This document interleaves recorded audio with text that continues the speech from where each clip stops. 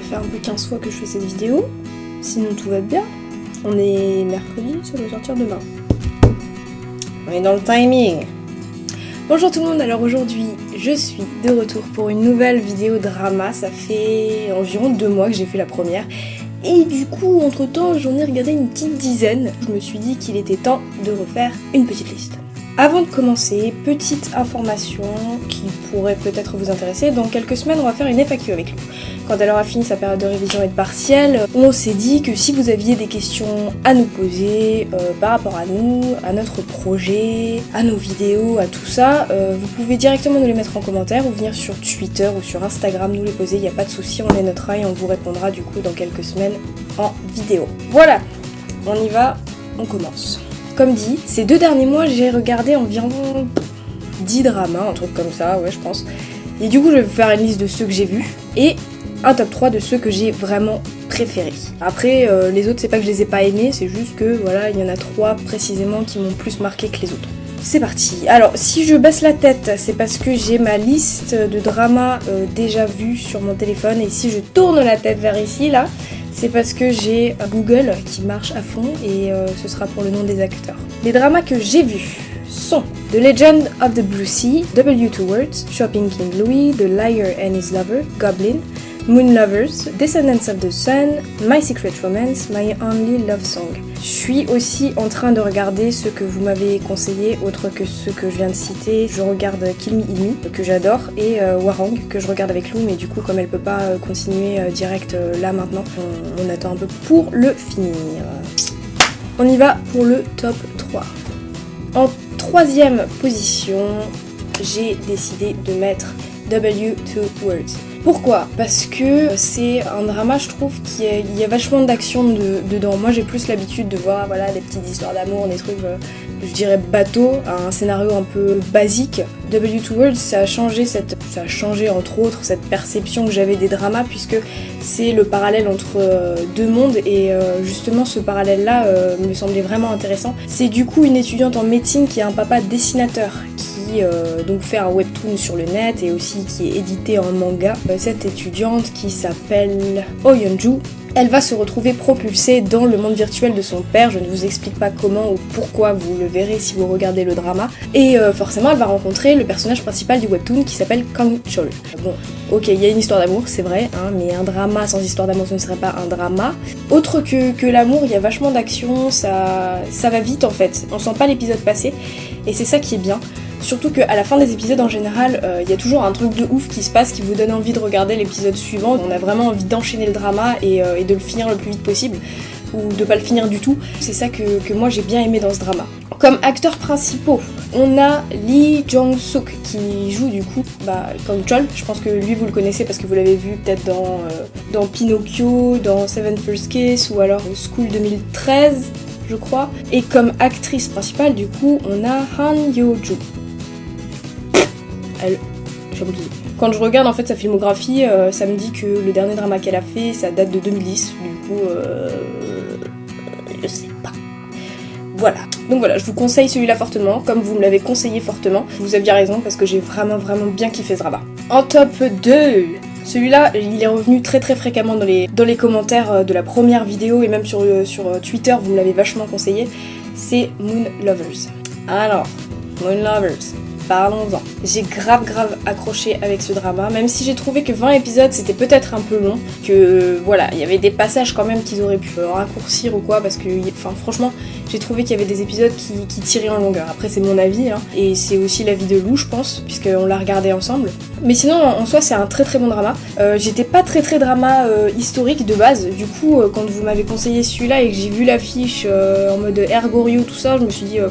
Je sais pas. Et en fait, je l'ai commencé et du coup, l'histoire, ça se passe d'abord à notre époque. Donc, c'est une jeune fille qui s'appelle Go Ha-jin et qui va rencontrer quelqu'un qui va l'envoyer dans l'Ergorio. Bon, après, pour les détails, vous allez voir le drama. Hein, je vais pas tout vous expliquer parce que sinon, c'est un peu spoilé. Et du coup, elle va tomber en plein milieu de l'Ergorio, en plein milieu du palais où elle va rencontrer beaucoup des princes et où il va se passer plein de choses.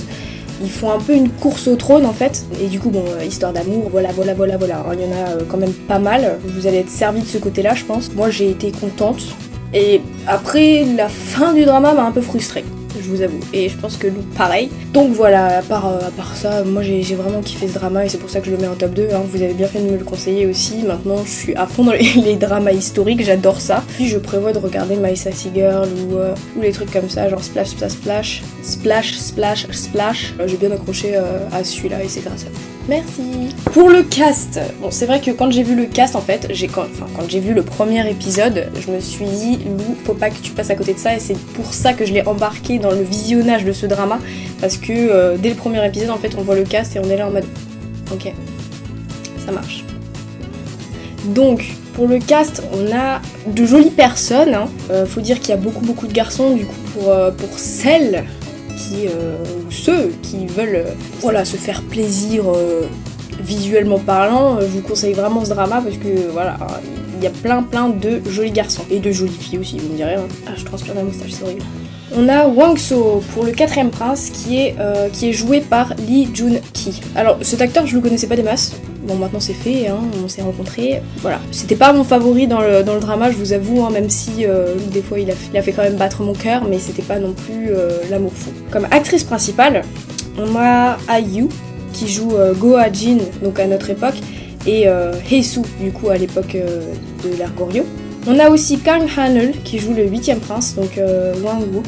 Cet acteur je l'aime bien, faut avouer qu'il est pas dégueulasse à regarder, et en plus je l'avais déjà vu dans The Years et je me suis dit il est pas mal lui. Et en plus j'ai appris qu'il allait faire très certainement le premier rôle d'un nouveau drama, du coup je suis là en mode s'il te plaît, vite, je veux te voir en premier rôle. Du coup il y a aussi, qui est-ce que vous pouvez connaître? Baekhyun, je pense que vous connaissez, EXO, hein. Lui il joue le 10ème prince, du coup c'est Wang Hun. Après on a aussi, on a Jisoo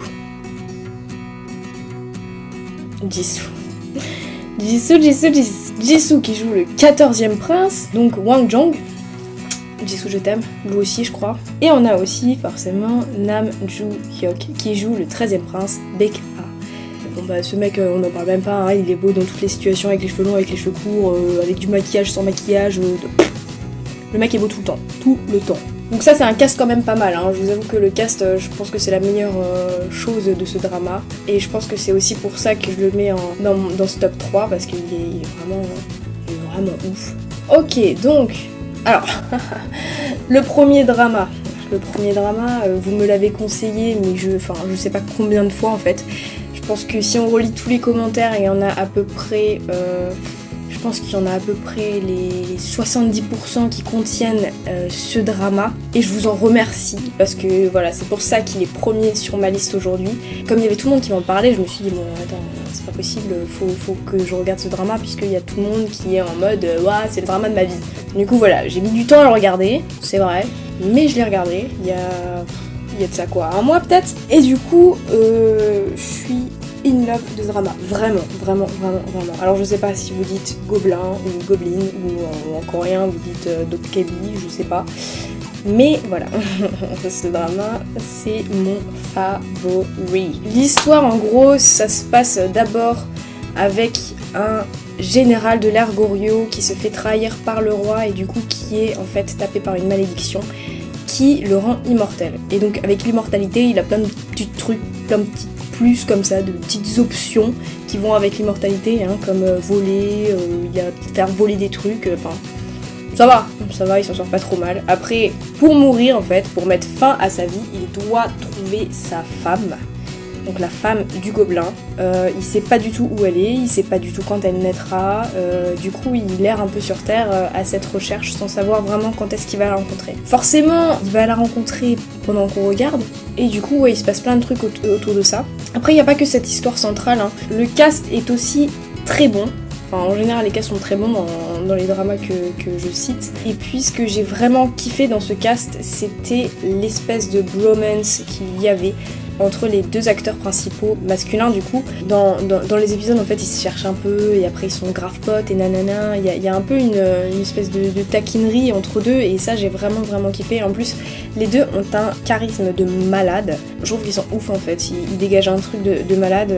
Je me souviens de cette scène où je pense que je vous la mettrai, où les deux ils marchent en fait dans le brouillard pour aller aider la nana, donc en pleine nuit machin, et en fait ils ont une démarche et tout à la mannequin, genre Vogue 2017. Ouais, quand même, ils dégagent quelque chose quoi. Et du coup, ça c'est vraiment une de mes scènes préférées. Pour ceux qui ont vu le drama, ils savent que les deux la refont cette scène. C'est un peu tourné à la rigolade et j'ai vraiment kiffé. Donc, je disais pour le cast, on a celui qui joue du coup le gobelin qui est Kim Shin. L'acteur c'est Gong Yoo. Je le connaissais pas du tout. Je sais qu'il est plutôt âgé pour un acteur de drama, il doit avoir la trentaine, peut-être 34 ou 35 ans. Mais du coup, je vais m'intéresser plus à lui et puis regarder les dramas sûrement dans lesquels il a joué. Si vous avez des bons dramas à me conseiller avec lui dedans, n'hésitez pas, je suis open. Du coup, on a Ji Eun-tak qui est jouée par Kim Go-eun, donc c'est celle qui joue la femme du gobelin. Elle a joué aussi dans She's in the Trap. Je vous avoue que ce drama, je l'avais pas trop kiffé. La revoir là-dedans, je me suis dit bon, on va voir.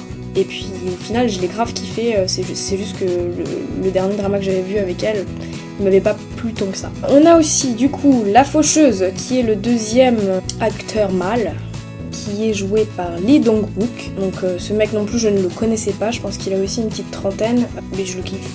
Franchement, je le kiffe. Il est très bon acteur et en plus il est plutôt pas dégueulasse à regarder. On a aussi celle qui joue Sunny, Yoo-ina. Je crois qu'elle, je l'ai déjà vue dans quelques dramas, mais je me souviens plus. Enfin, il y a des têtes comme ça, on se souvient, mais on se souvient pas où. Et bah elle en fait partie, voilà. Et on a du coup Sung Jae des B2B qui joue Yoo De-kwa. Lui, je pense que vous le connaissez, moi je le connais, tout le monde le connaît, c'est très bien. C'est un très joli cast. Donc voilà, je sais pas si je vous kiffe de ouf ou si je vous déteste de ouf de m'avoir conseillé en masse ce drama, parce que je pense que j'ai ri de ouf, mais j'ai aussi pleuré de ouf, comme si on venait de me plaquer après 10 ans de relation quoi. C'était vraiment les grosses larmes. Où elle s'est foutue de ma gueule parce qu'elle m'a entendu pleurer comme c'était n'importe quoi, il me fallait une boîte de mouchoirs entière. Hein. Donc voilà, je le conseille fortement, vraiment fortement, parce que c'est le drama où j'ai le plus pleuré en fait, où j'ai le plus ri aussi. Et j'ai vraiment kiffé. Alors merci pour cette jolie recommandation. On arrive à la fin de ce petit top 3. Je suis allée un peu plus en profondeur que dans la première vidéo, puisque voilà, j'ai choisi que 3 dramas aujourd'hui. Mais vous inquiétez pas, je referai très certainement une vidéo avec ceux que j'aurais regardés entre temps. Après cet été, comme je travaille, j'aurai peut-être pas forcément autant de temps que maintenant pour regarder tous ces dramas. Mais j'ai une petite liste sympa de dramas à regarder. Voilà, donc ça c'est tout ce que j'ai à regarder cet été. Je sais pas si je vais y arriver, mais on verra. C'est en général les dramas que vous m'avez conseillés qui sont dans cette liste, ou alors qui ont commencé très récemment et qui vont se finir dans peut-être 1 ou 2 mois, que je veux absolument voir. Après vous pouvez continuer à m'en conseiller, il n'y a pas de souci, je les note sur ma petite liste et je les regarderai quand j'aurai le temps. Ne vous inquiétez pas. Comme dit, je suis en plein visionnage de Kill Me Heal Me. Je suis genre à l'épisode 12 ou 13, un truc comme ça, et franchement merci aussi parce que celui-là je le kiffe de ouf. Enfin, l'acteur principal est juste ouf. Il joue trop bien. Je vous en parlerai dans une autre vidéo parce que bon voilà, hein, je l'ai pas fini, du coup on verra. Et du coup on regarde Hwarang avec Lou. Mais celui-là, comme on est juste au début, j'ai pas envie trop d'en parler. Je vous donnerai mon avis final quand on l'aura fini. Du coup on se retrouve la semaine prochaine avec les bonus du let's play puisque Lou sera en partiel, on pourra pas faire une vidéo toutes les deux, mais vous inquiétez pas, on revient du coup dans 2 semaines avec la FAQ, donc les questions, allez-y, posez-les, y a pas de souci, on les notera. N'hésitez pas à liker et à commenter cette vidéo avec tous les dramas que vous avez encore à me conseiller. Si vous avez du temps devant vous, regardez nos autres vidéos si ce n'est pas déjà fait, et abonnez-vous. On se revoit du coup la semaine prochaine. Je vous souhaite de très belles vacances, j'espère que le bac et le brevet se sont très bien passés. Ah non, le brevet je crois que c'est la semaine prochaine. Ouais, le brevet c'est la semaine prochaine, du coup je souhaite bonne chance à tous ceux qui passent le brevet. Et bonnes vacances à ceux qui viennent de les commencer. Donc, je vous embrasse. À bientôt. La bise!